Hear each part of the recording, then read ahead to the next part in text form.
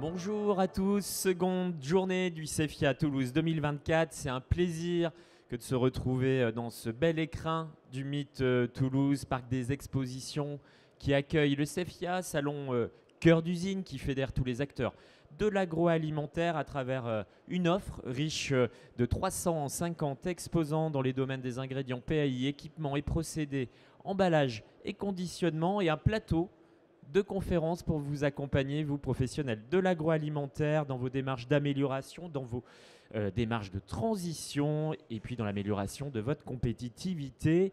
Après l'innovation hier matin sous l'angle du local, les emballages sous l'angle des 3 R, ça sera demain matin. La séquence emploi-formation demain après-midi. Cette matinée a pour thème décarbonation et performance environnementale. Relever le défi avec 2 axes clés, l'enjeu de la réduction de l'empreinte carbone dans un premier temps et l'amélioration de l'empreinte eau, de la gestion de l'eau.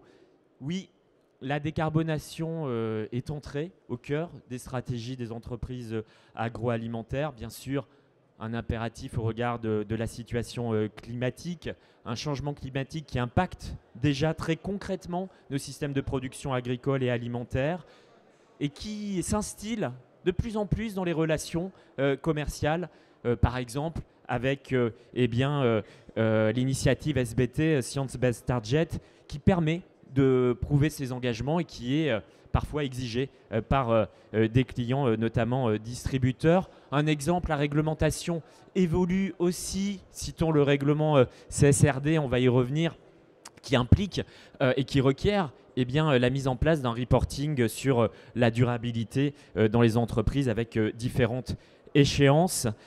Quant à l'eau, la tendance sur le long terme, ne nous arrêtons pas à cette année pluvieuse, météo ne signifie pas climat. La tendance sur le long terme est à la raréfaction de la ressource, ce qui signifie faire face à des tensions de plus en plus fortes pour vous, les entreprises agroalimentaires. Ça veut dire aussi des restrictions, des arrêtés sécheresse peut-être plus nombreux, plus étendus.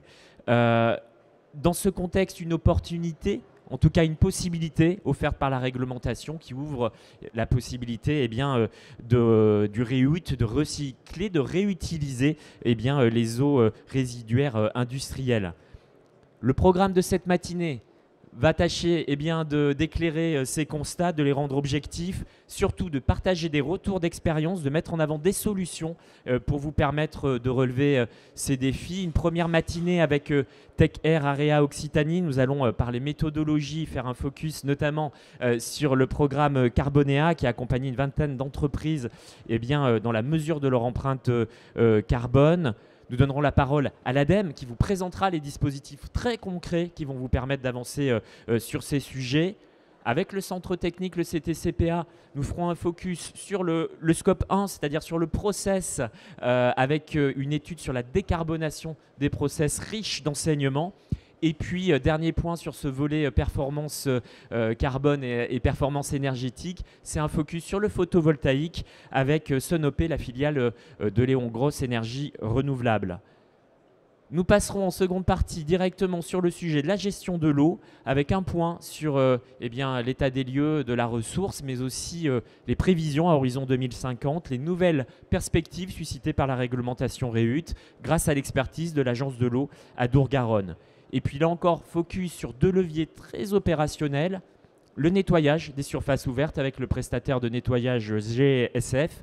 Et puis, vraiment très concrètement, on rentrera dans les possibilités techniques pour mettre en place des solutions de REUT avec la société Eco-Philae.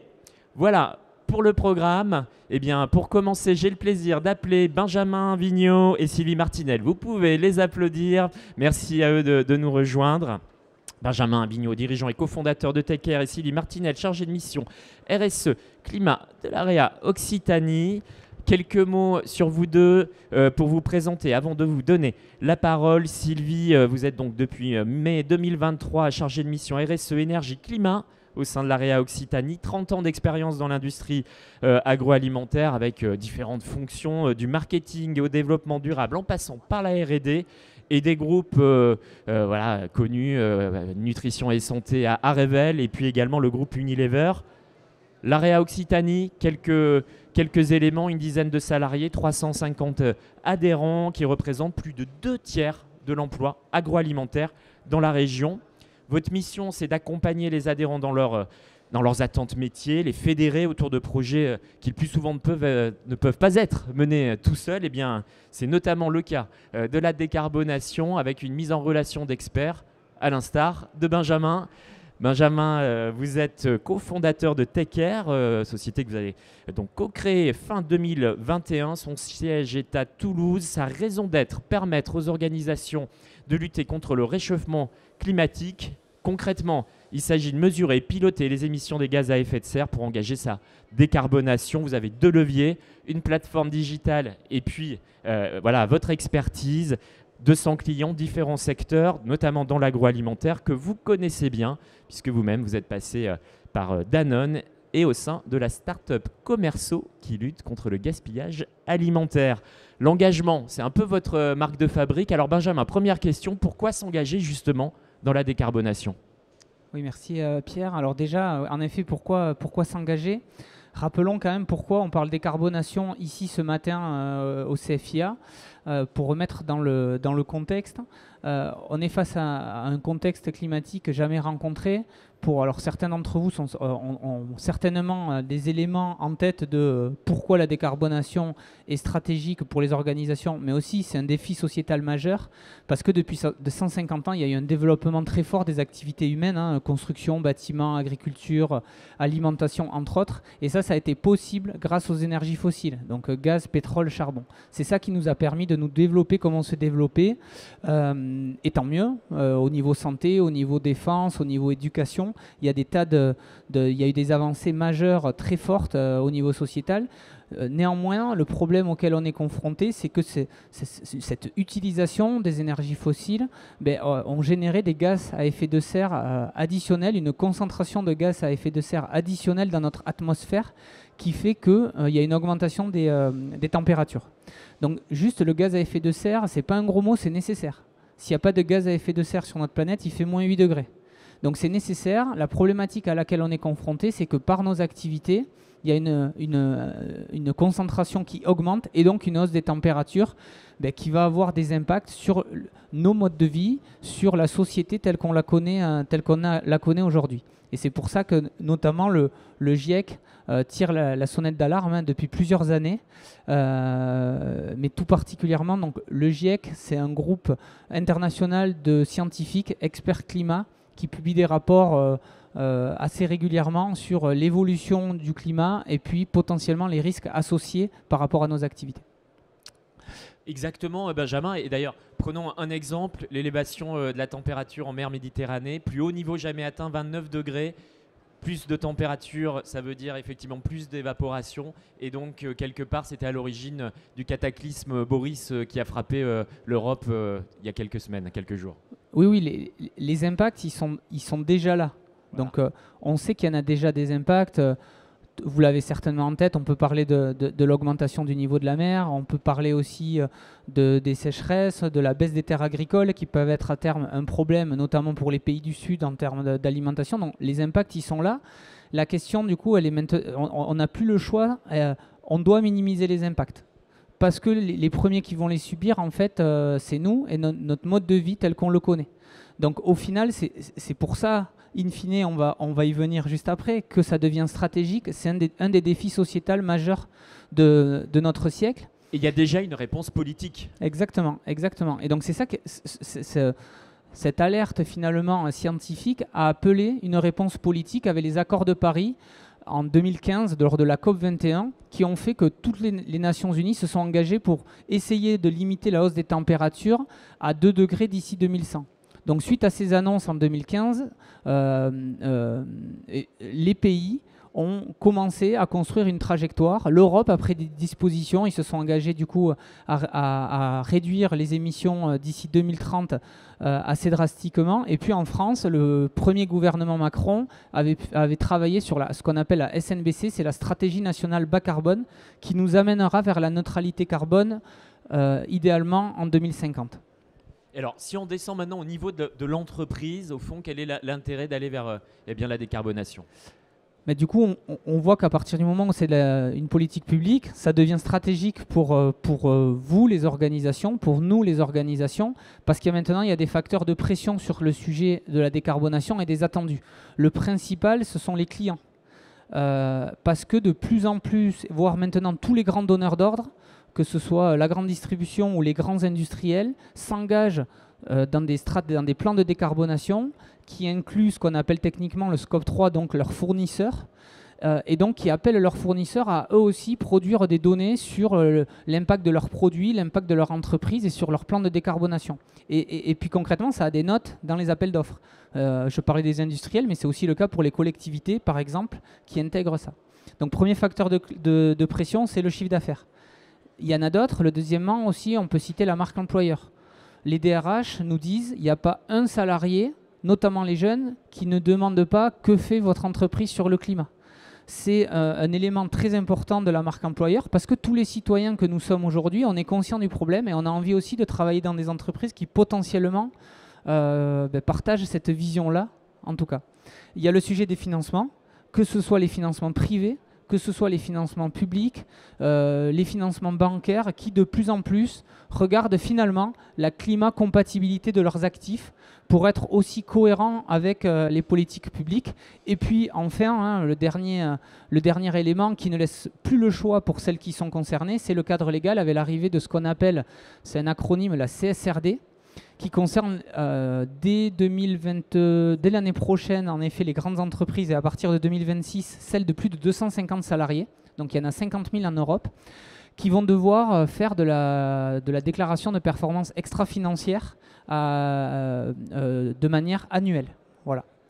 Exactement, un reporting effectivement qui a une influence, y compris, comme vous l'avez dit précédemment, sur le monde bancaire qui va intégrer ces critères, y compris dans l'étude des différents prêts alloués au monde économique. Donc en fait, on vit un vrai changement structurel. Je me tourne vers Sylvie. Sylvie Martinel, vous représentez l'AREA Occitanie. On l'a dit, plus de 2/3 de l'emploi est effectif en agroalimentaire dans la région. Donc c'est une association qui pèse. Vous êtes au cœur de ces enjeux que vous font remonter les entreprises. Oui, merci. Aujourd'hui, ce qu'on se rend compte, c'est qu'il y a beaucoup quand même de grandes entreprises qui ont commencé à anticiper ce sujet-là. Ça fait à peu près 3 ans qu'on voit que une société où j'ai travaillé précédemment, Nutrition et Santé, fait des bilans carbone et a travaillé sur sa stratégie de décarbonation avec des projections, d'hypothèses. On a le groupe Rénal et Roquelaure aussi, qui appartient au groupe Cofigeo. Donc Rénal et Roquelaure, ils sont basés à Cap-de-Nac, ils font des plats cuisinés, qui aussi sont embarqués dans cette démarche. Vous avez Lactalis, voilà, donc pas mal de grandes sociétés qui se sont emparées de cette problématique en interne, parce qu'en effet, ils vont être concernés par cette déclaration CSRD. Mais on se rend compte aussi qu'il y a des petites entreprises qui ne font pas partie des 250, comme tu disais. Je vous rappelle, il y a 3 critères pour être soumis à cette nouvelle réglementation. Plus de 250 salariés, 50 millions de chiffre d'affaires, 25 millions au bilan. Et on se rend compte, nous, qu'on a des petites structures, par exemple dans le monde du vin, où on a des belles marges quand même, et une belle valorisation produit, qui sont concernées par ces 2 critères, donc chiffre d'affaires et bilan. Par contre, vous le disiez, on a 350 adhérents. Notre vocation, c'est d'aider les petites structures. Et juste pour vous donner un ordre de grandeur, 52% de nos adhérents ont moins de 20 salariés. Donc aujourd'hui, on a des entreprises qui ne savent pas comment s'y prendre sur ce sujet, qui ont des demandes clients, tu l'as dit, qui se posent des questions avec leurs fournisseurs, parce qu'ils voient bien qu'il y a aussi des aléas sur les récoltes et que ça va être compliqué demain. Et qui nous disent comment vous pouvez nous accompagner, comment vous pouvez nous aider. Et ça a été à la genèse du projet Carbonéa. Voilà. Effectivement, on va y revenir sur ce programme Carbonéa en détail. Je redonne la parole à Benjamin. Fort de ce constat, la question évidente, c'est par où commencer, comment agir, quelle méthodologie? Oui, par où commencer Alors la première étape, ça va être déjà de mesurer son impact. Donc beaucoup d'entreprises aujourd'hui et de plus en plus l'ont fait, mais pas toutes encore, hein. Il y a une étude de la BPI qui est sortie en début d'année qui montre bien encore qu'on est sur une entreprise sur 2 ou 2 entreprises sur 3 qui ont mesuré leur impact. Donc si parmi vous, il y a des entreprises qui ne l'ont pas encore fait, c'est quand même la base de savoir, d'avoir une base de départ, un point de départ, et puis mesurer son impact. Donc on s'appuie sur le bilan carbone. Il y a une planche juste après rapide parce que je pense que certains d'entre vous savent déjà ce que c'est, mais ça permet aussi de comprendre quand on mesure, c'est-à-dire mon impact sur le climat, il va représenter tant de tonnes de CO2. Donc la première fois ça parle pas trop et c'est normal parce que c'est un nouveau KPI finalement pour les entreprises, mais surtout on va comprendre comment. Alors, on va y revenir après s'il va y revenir. Est-ce que ce sont mes achats? Est-ce que c'est le fret? Ou est-ce que c'est potentiellement l'énergie de mon site industriel? Beaucoup d'entreprises pensent que c'est ça en premier, alors que finalement, sur des sites industriels, l'énergie est un petit poste d'émission. Donc le premier élément, c'est vraiment de mesurer son impact. Alors justement, donc le socle, on l'a compris, c'est le bilan carbone. Quelques mots quand même, faisons de la pédagogie. Et puis surtout, je me mets à la place des entreprises. Est-ce que c'est un travail de longue haleine qui va me coûter cher et qui, voilà, est-ce qu'on est vers l'usine à gaz ou est-ce qu'on est sur quelque chose qui peut être au contraire très pratique? Alors, du coup, déjà, ça fait appel à de nouvelles compétences. Certains d'entre vous ont peut-être des responsables qualité environnement, sécurité aussi, et ça fait appel, la décarbonation, à une nouvelle compétence. Donc déjà, ils peuvent se former aussi en interne. L'Institut Formation Carbone a fait des formations pour former les personnes à ce sujet-là. Sinon, de faire un bilan carbone, déjà, un bilan carbone, c'est une méthodologie, donc c'est encadré. Donc pour rassurer ceux qui se posent les questions comment on fait, il y a une méthodologie qui est claire. Après le mot carbone, il y a un petit R parce que c'est une marque déposée. C'est une méthodologie qui a été construite par l'ADEME pendant les années 2000, au début du coup de la comptabilité carbone, et qui maintenant est portée par l'ABC, l'Association de transition bas carbone. Donc en fait, de faire un bilan carbone, ça va permettre de comptabiliser toutes vos activités, de les traduire en tonnes équivalent CO2, c'est l'unité de référence. Il n'y a pas que le CO2 comme gaz à effet de serre, il y en a plusieurs, je ne vais pas les citer, là il y en a quelques-uns qui apparaissent à l'écran, mais il y a une unité de référence. On va les traduire en tonnes équivalent CO2, c'est pour ça que souvent on réduit au CO2. Et le deuxième, donc mesurer les gaz à effet de serre, de l'intégralité des flux d'activité d'une entreprise. Donc c'est là où on parle de scope. Pierre, je ne vais pas rentrer dans le détail des scopes maintenant, mais un petit peu si tu le souhaites, si tu m'y invites. Et donc concernant les scopes, les principales familles d'émissions sur le scope 1, c'est l'énergie, les énergies fossiles, alors je vulgarise au maximum, hein, les énergies fossiles qui sont utilisées sur les sites, et puis également les fuites frigorigènes. Deuxième scope, on a l'électricité, parce que l'électricité, c'est une énergie qui est utilisée sur les sites, mais qui est produite ailleurs. Voilà. Et puis, le scope 3, finalement, c'est pour des sites industriels la quasi-intégralité, la quasi-totalité des émissions, parce que là, on va retrouver tout ce qui est acheté. On va retrouver le fret amont, le fret aval, on va retrouver les déchets, on va retrouver les immobilisations. Donc, ce qui fait finalement une grosse partie des émissions de gaz à effet de serre d'une entreprise. Et quand on fait un bilan carbone, pour faire le lien avec la planche juste avant, c'est mesurer, mais c'est aussi construire un plan de transition. Donc dans la méthode bilan carbone, elle permet, oui, de mesurer, de comprendre, mais aussi de construire un plan de transition et de commencer à réfléchir à quelle pourrait être ma contribution à l'enjeu global de décarbonation, quelles actions je pourrais mettre en place, dans quel délai et quel impact elles peuvent avoir. Donc faire un bilan carbone, c'est quelque chose d'encadré qui permet d'avoir un plan de transition. Et d'autant plus, on parlait de coûts, il y a des aides, notamment pour les entreprises de moins de 500 salariés, de la BPI, qui s'appelle le DIAC Décarbonation. Notamment. Alors on en dira quelques mots effectivement avec la présentation suivante, puisque l'ADEME va présenter les différents dispositifs. C'est clair pour le socle. Alors ensuite, comment on agit, Benjamin?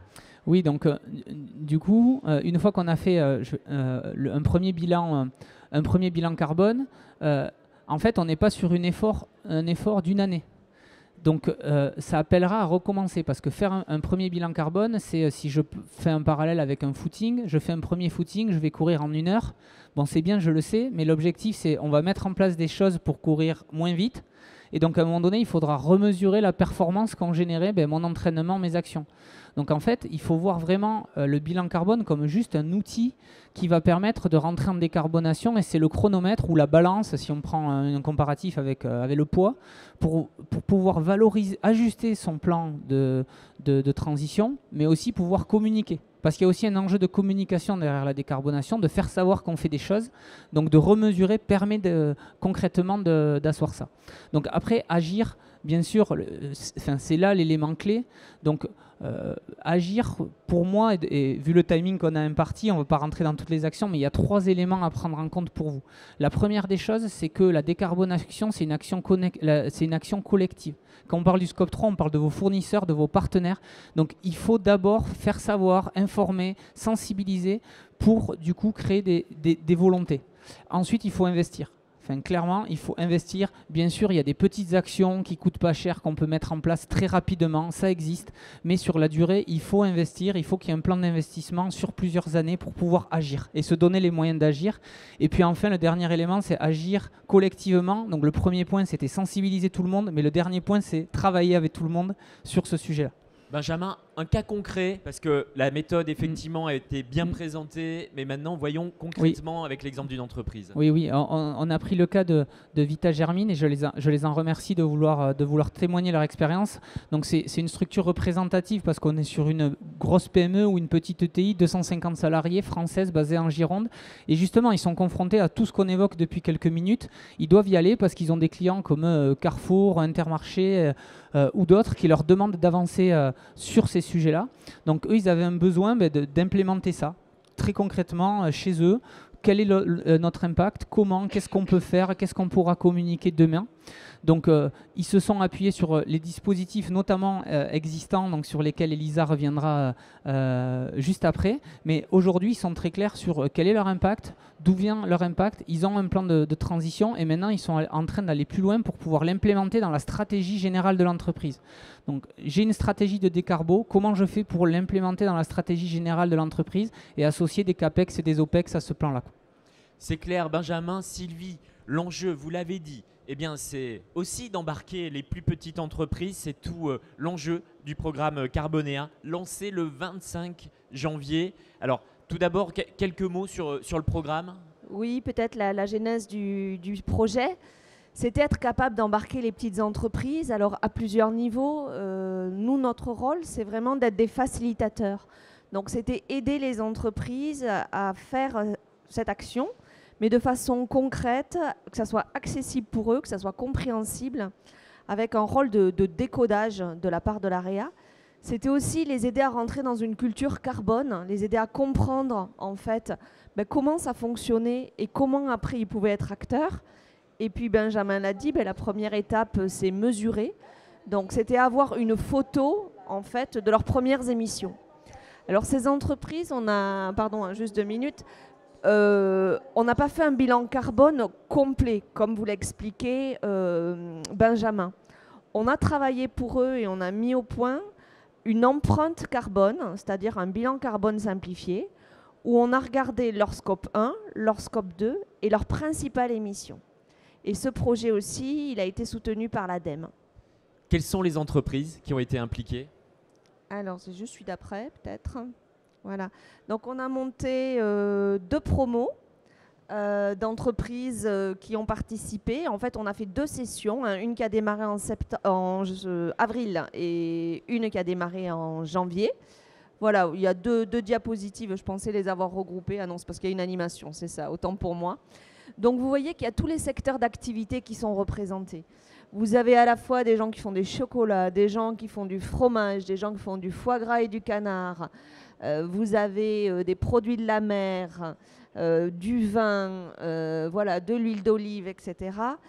Différentes typologies d'entreprises, plutôt des petites entreprises, entre 20 salariés et 50 salariés. On a eu une aussi un petit peu plus grosse, qui est la société Valette. Et on a eu donc cette méthodologie, si tu viens juste au slide d'avant, par contre, je suis désolée pour l'animation. C'est pas grave. On a travaillé en collectif et c'était vraiment important de les embarquer ensemble parce que ça pouvait mutualiser aussi des approches, des questions. Donc on a fait avec l'équipe de Benjamin et avec David des phases de collecte de données par étapes, parce que finalement les questions des uns sont aussi les questions des autres, où on a passé les différents postes à collecter. Ensuite, il y a eu une restitution individuelle entreprise par entreprise, où on leur a présenté en fait leur empreinte carbone et des premières pistes d'action à leur échelle. Et enfin, on a mené une restitution collective avec les 2 promos, voilà, pour partager des bonnes pratiques. Ça, c'était au mois de juillet.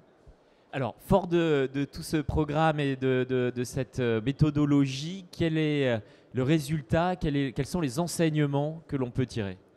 Alors là, on a une photo globale qui synthétise les 18 entreprises. Et on voit que le gros de l'impact, c'est ce que vous voyez en rose, c'est dans le scope 3 et c'est les intrants. Donc les intrants, c'est toutes les matières en fait premières que l'entreprise utilise pour les transformer. 60% de l'empreinte carbone vient des ingrédients. C'est une moyenne. On peut imaginer qu'il y a aussi un écart type. Oui, alors on est en cohérence avec ce qu'on trouve dans l'agroalimentaire. On va être dans des 55 jusqu'à des 75 à peu près sur ces sujets-là. Pour les produits d'origine animale, évidemment, 75-80. Animal, ça va être plus élevé. Végétal, on va être forcément plus bas, parce qu'on sait qu'il y a des écarts d'empreinte. Ça veut dire aussi très clairement déjà lors de cette photo qu'il faut aujourd'hui collaborer avec ses fournisseurs, et on en reparlera. Ensuite, le deuxième poste qui est arrivé, c'était les emballages, donc 17%, parce que c'est vrai qu'il y a des problématiques sur ces sujets-là, de par tout simplement les types de conditionnement que l'on peut avoir pour protéger nos produits. Troisième poste, c'était les immobilisations, et ce qui est, le fret.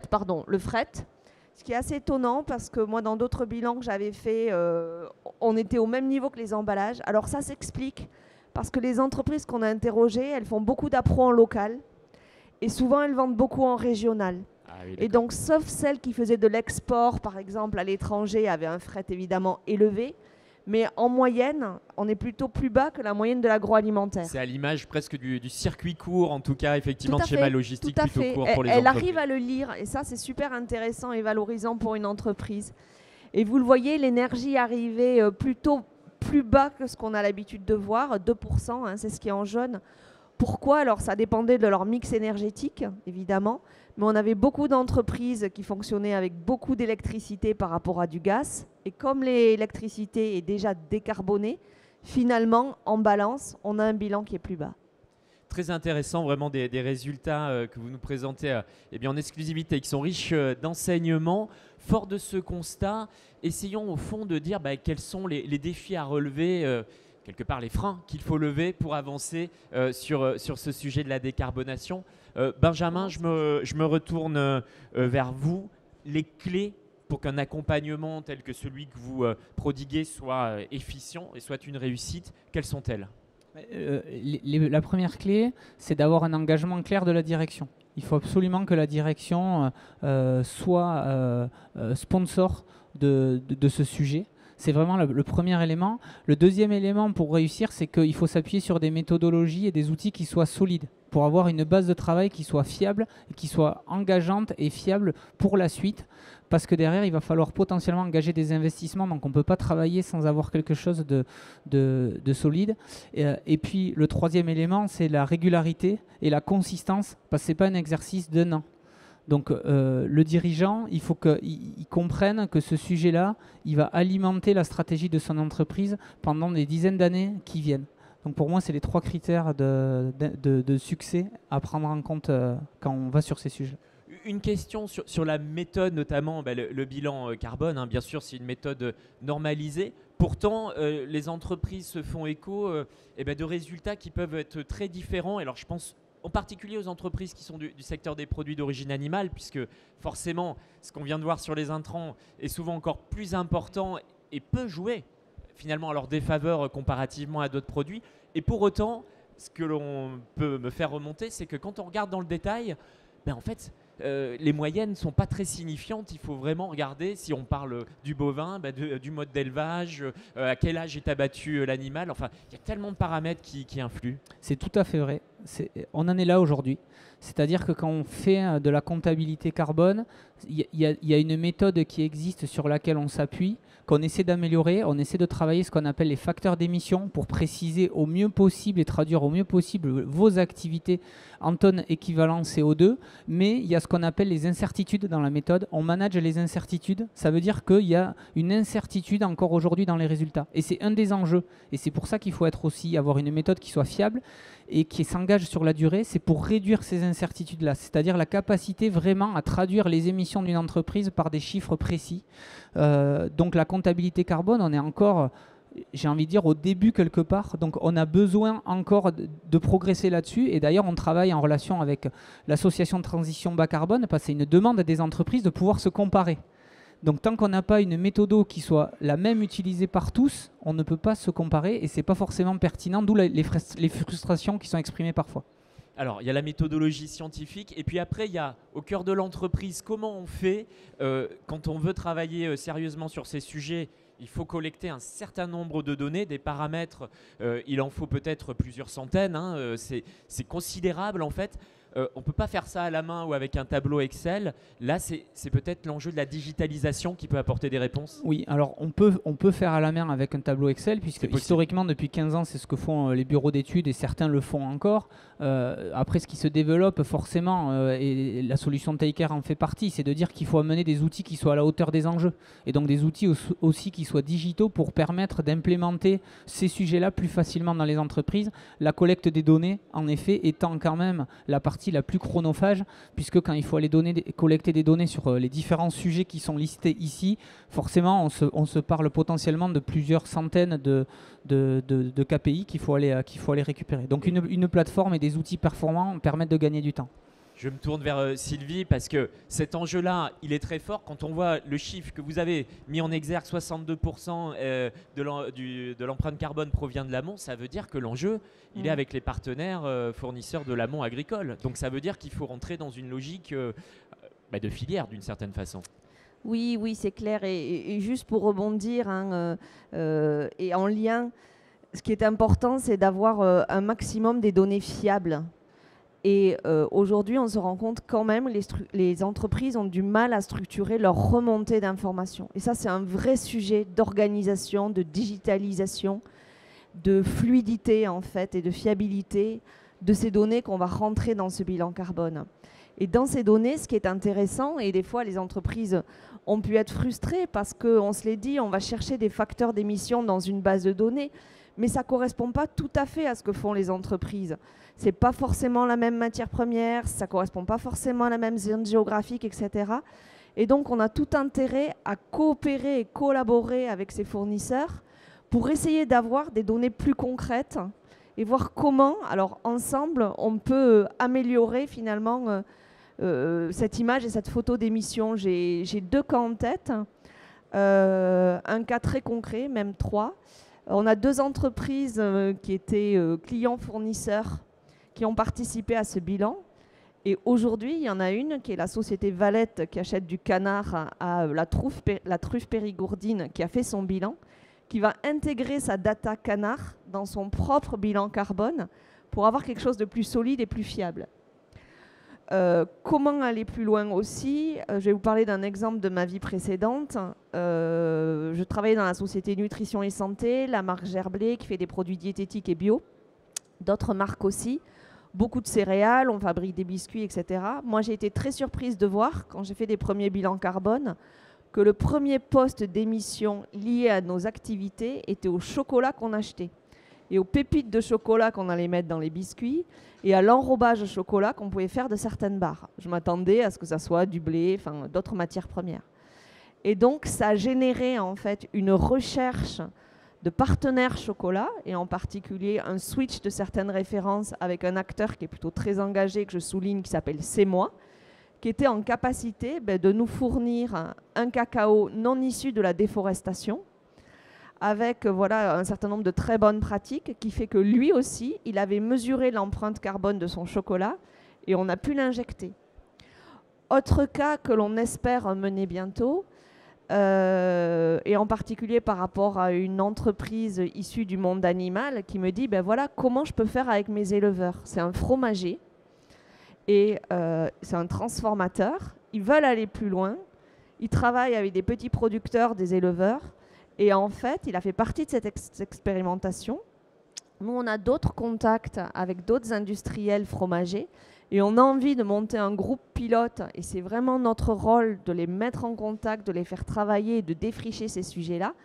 Et on espère très prochainement avoir 5 ou 6 entreprises qui vont travailler sur leurs données lait pour pouvoir progresser avec leurs éleveurs aussi, intégrer ces datas-là et que tout le monde soit gagnant sur la chaîne. Merci Sylvie. Effectivement, c'est une vraie perspective, cette capacité à collecter les données, mais aussi à les transmettre tout au long de la chaîne d'information. Ce n'est pas notre sujet ce matin, mais on aurait pu parler au fond de l'affichage sur le packaging final pour donner aussi cette information aux consommateurs qui pourra être utile évidemment pour son choix, un choix avisé dans les rayons. Vous pouvez applaudir Sylvie et Benjamin, merci à eux pour leur intervention. Nous aurons une séance de questions-réponses à l'issue de la prochaine intervention qui est complémentaire. Si vous voulez bien, Benjamin, Sylvie, restez avec moi, soit à mes côtés, soit à côté d'Elisa. Et j'ai le plaisir de poursuivre cette matinée en appelant Elisa Martinez, vous pouvez l'applaudir, chargée de mission décarbonation au sein de l'ADEME. Quel financement, quel accompagnement de l'ADEME? Eh bien, Elisa, qui est chargée de mission décarbonation, est aussi référente du programme Pacte Industrie, qui est à l'initiative de l'ADEME et de l'AT2E pour former et accompagner les industriels dans leur transition écologique et énergétique. Vous êtes ingénieur agro, vous connaissez bien le secteur agri-agro, vous étiez même auparavant au sein du pôle Agri Sud-Ouest Innovation. Vous aviez contribué à l'élaboration du baromètre RSE Innovation. L'ADEME, on connaît l'Agence de la transition écologique. En Occitanie, c'est une 50aine d'agents, 25 à Toulouse, 25 à Montpellier. Des outils pour agir, de l'accompagnement des études, de la méthodologie, des données, des formations, l'animation d'un réseau, du conseil, de l'expertise et bien entendu un volet financement pour aider les entreprises à trouver le dispositif adapté. En 2023, 2 chiffres, 700 projets soutenus, 188 millions d'euros d'aide en Occitanie. Alors tout d'abord, Elisa, pour entrer dans le vif du sujet, en quoi l'industrie française est au cœur des enjeux de décarbonation? Bonjour à tous, j'espère que vous m'entendez bien. Donc c'est vrai que l'industrie elle est au cœur des enjeux de décarbonation et aujourd'hui donc nous avons l'opportunité de pouvoir vous présenter les différents dispositifs que propose l'ADEME pour vous accompagner tout le long de votre processus de décarbonation, de transition écologique de votre entreprise. Et comme il a été énoncé par l'AREA et Take-Care, aujourd'hui la décarbonation elle est vraiment nécessaire, elle est vraiment essentielle pour les entreprises, ne serait-ce que pour respecter le contexte climatique, mais aussi les entreprises qui ne se mettront pas en marche seront mises de côté et éloignées petit à petit des marchés concurrentiels. Donc il est vraiment important aujourd'hui pour les entreprises d'entamer cette démarche de décarbonation. Donc tout d'abord, pour revenir sur un rapide contexte de ce que représente le secteur industriel en France et comment celui-ci se place au cœur des enjeux de décarbonation.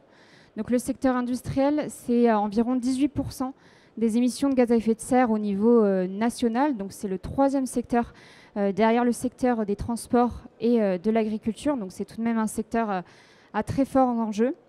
Et donc pour cela, l'État a construit donc une stratégie, la stratégie nationale bas carbone, la SNBC, qui fixe vraiment des objectifs de décarbonation. Et donc au niveau national, ces objectifs ils s'élèvent à une réduction de moins 81% des émissions de gaz à effet de serre d'ici 2050 par rapport à 2015, avec un seuil entre moins 35 à moins 40% de réduction donc, des émissions de gaz à effet de serre en 2030. Donc ce sont vraiment des objectifs assez ambitieux. Et si on regarde donc plus particulièrement, on se focalise sur la région Occitanie. Donc la stratégie nationale, c'est le trait que vous voyez tiré ici en orange sur le graphique par rapport à la courbe bleue qui sont les émissions actuelles. Et donc au niveau de la région Occitanie, ces objectifs-là, ils représenteraient une réduction de 70 000 tonnes de CO2 équivalent par an. Donc ce sont vraiment des objectifs colossaux à atteindre et qui montrent que l'ensemble des acteurs vont vraiment devoir se mettre en mouvement pour atteindre, respecter l'atteinte de ces objectifs. Des objectifs ambitieux. Donc dès lors, quels sont les dispositifs qui peuvent aider les entreprises à avancer sur le sujet? J'y viens. Oui. Je voulais faire tout d'abord un focus plus particulièrement donc, sur le domaine de l'alimentaire.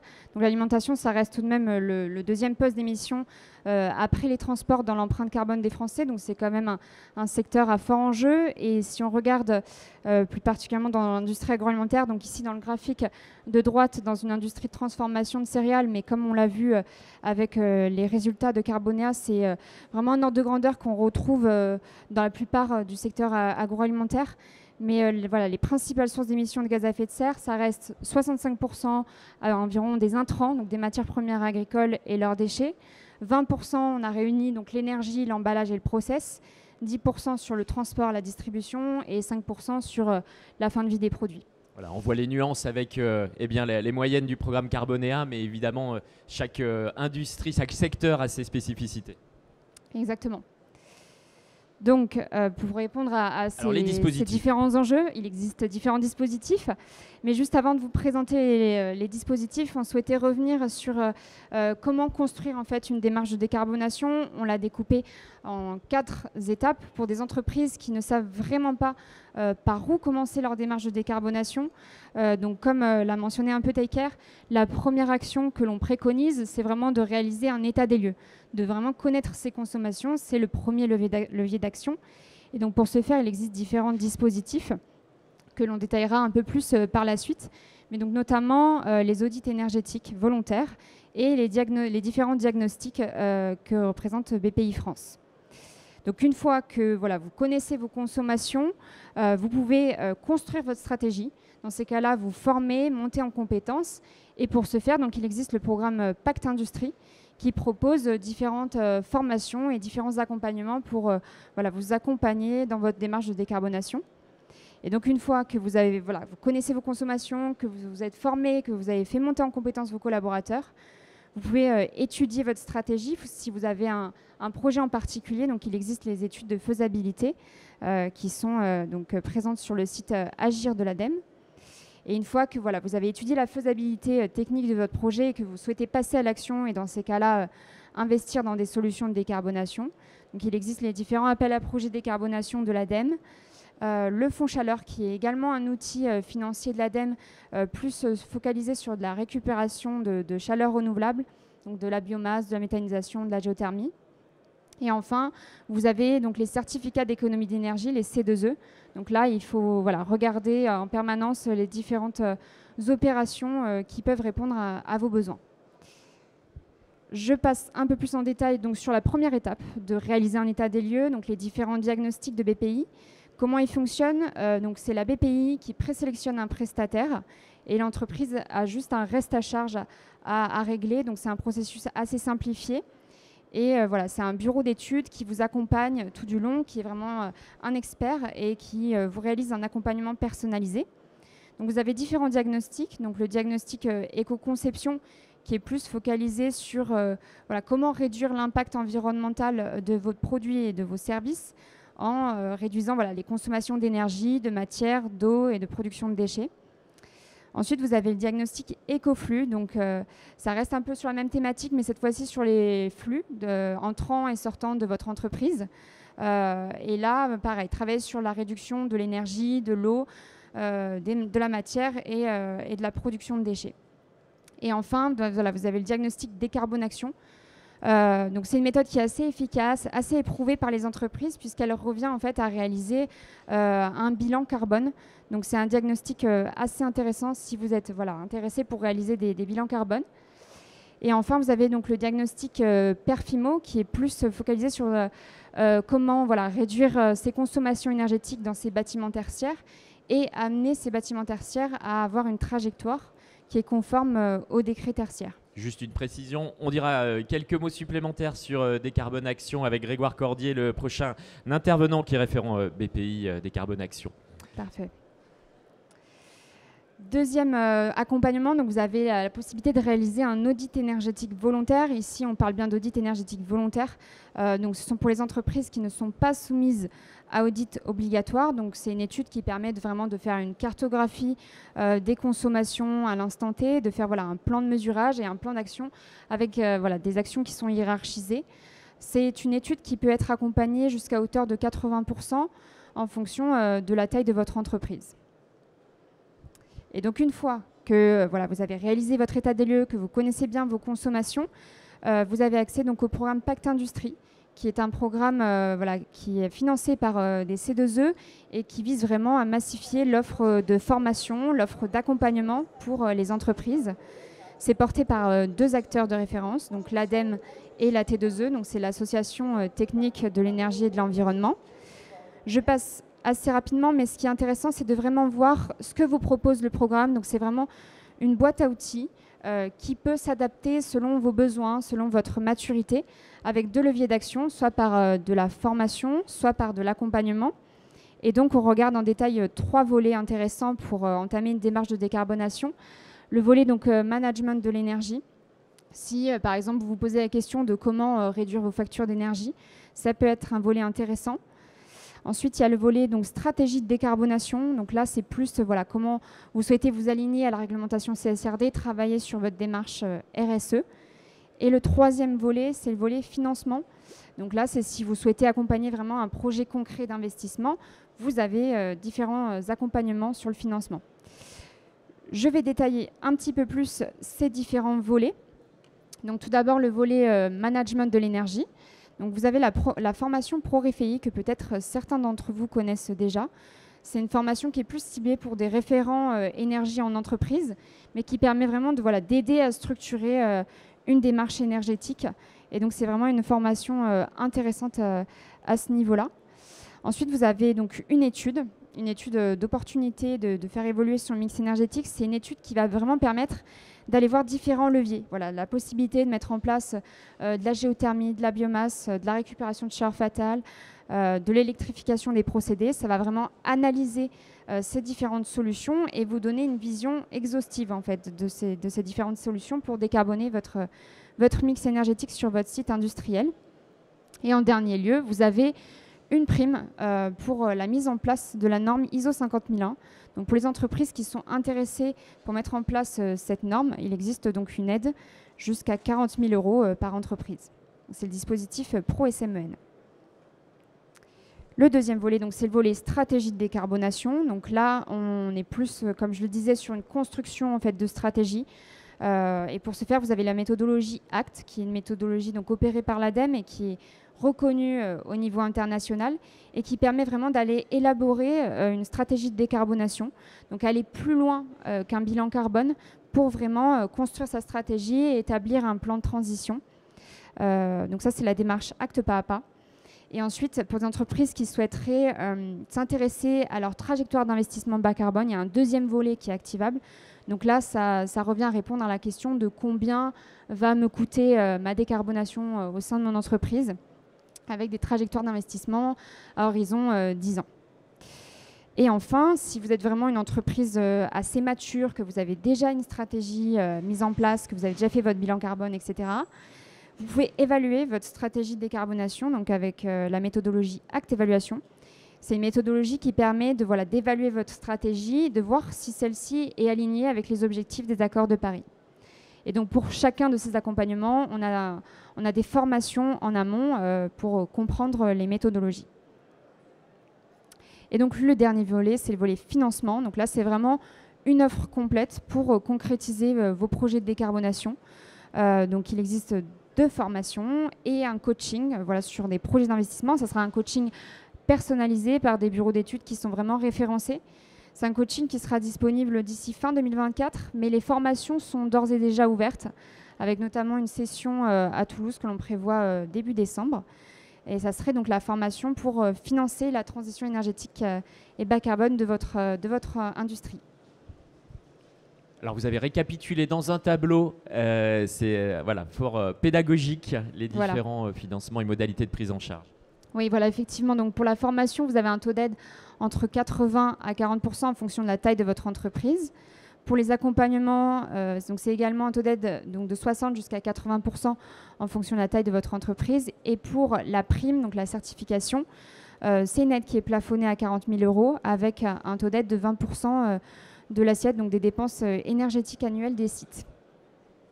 Voilà pour les taux d'aide de Pacte Industrie. J'en profite pour rappeler que les conférences font l'objet d'une captation vidéo. Vous pourrez retrouver les replays sur les réseaux du CEFIA. Exactement. Et donc une fois que vous êtes formé, on passe sur l'étape donc étudier sa stratégie. Cette fois-ci, c'est pour si vous avez vraiment des projets spécifiques que vous savez déjà voilà, quel projet vous voulez réaliser. Il existe donc une étude de faisabilité de décarbonation. Donc là, c'est vraiment voilà, pour analyser la faisabilité technico-économique d'un projet et son bon dimensionnement. Donc là, pareil, c'est une étude qui peut être aidée jusqu'à 80% en fonction de la taille de votre entreprise. Et le dernier volet, donc, c'est passer à l'action, donc pour la partie investissement. Donc aujourd'hui, il existe l'appel à projet Décarbinde. Donc c'est un appel à projet qui est ouvert pour toute taille d'entreprise, mais ça reste pour des investissements supérieurs ou égal à 3 millions d'euros et avec un objectif pour le projet de réduction de 1000 tonnes de CO2 évitées. Donc ça reste tout de même des projets qui doivent être assez matures et pour des entreprises qui sont intéressées pour réaliser des travaux sur l'efficacité énergétique, sur la modification du mix énergétique ou du mix matière. Voilà, donc on est encore en attente d'un dispositif similaire pour les projets qui seraient inférieurs à 3 millions d'euros. Donc voilà, si vous êtes intéressé pour en savoir plus sur le programme Pacte Industrie, je suis le contact principal à Toulouse. Et donc vous avez également le site internet où vous pouvez retrouver toutes les informations. Et voilà, si vous avez des questions un peu plus transversales, n'hésitez pas à aller voir sur la plateforme donc agirpourlatransition.dem.fr. Vous pouvez retrouver tous les dispositifs de l'ADEME et notamment donc, les dispositifs dédiés aux entreprises. Et si vous avez des questions beaucoup plus thématiques, donc on a des différents référents en direction régionale Occitanie sur donc, des thématiques précises, que ce soit l'hydrogène, la mobilité, le recyclage. Donc voilà, n'hésitez pas à revenir vers nous. Merci Elisa, on peut l'applaudir parce que l'exercice était difficile. Vous avez parfaitement vulgarisé et présenté eh bien, la grande diversité de ces dispositifs. On a compris que l'ADEME joue un rôle centralisateur sur les questions performance énergétique, de décarbonation. J'en profite pour dire, c'est une précision utile, que sur l'eau, c'est l'agence de l'eau qui interviendra dans la matinée. C'est le moment de l'échange de questions-réponses avec vous, des demandes de précision des questions à nos intervenants. C'est le moment. Un micro circule dans la salle. Est-ce qu'il y a des questions? Oui, monsieur. Est-ce qu'on peut amener un micro? Ah ouais, pardon. Allez, d'abord vous, ensuite ça sera vous. Merci de vous présenter avant de poser votre question. Le micro fonctionne, on vous entend. Oui, bonjour, merci beaucoup. Olivier Massourogno, ABF Décision. C'était très clair, j'avais une question sur la dernière slide. J'avais entendu dire que le Décarb Inde aujourd'hui était clos. Vous avez l'air de le présenter comme étant disponible. Est-ce que c'est bien le cas? Et deuxième partie de la question, vous l'avez évoqué, est-ce que vous avez de la visibilité sur la réouverture d'un dispositif Décarb Flash, donc pour les projets inférieurs à 3 millions? Donc effectivement, c'est vrai que Décarb Flash, on n'a pas encore de visibilité, on est dans l'attente. En fait, notamment avec le contexte politique actuel, il y a beaucoup de dispositifs qui sont aujourd'hui gelés, qui sont aujourd'hui en attente. Voilà, on attend d'avoir plus de précisions sur les décisions budgétaires. Donc Décarb Flash, pour l'instant, il était en prévision, mais voilà, il est gelé, donc on n'a pas plus d'informations. Et Décarbinde, donc on est sur une relève d'ici la fin de l'année. Donc il me semble, donc c'est le référent, il était indiqué sur la slide, c'est Sean Cock, le référent décarbonation.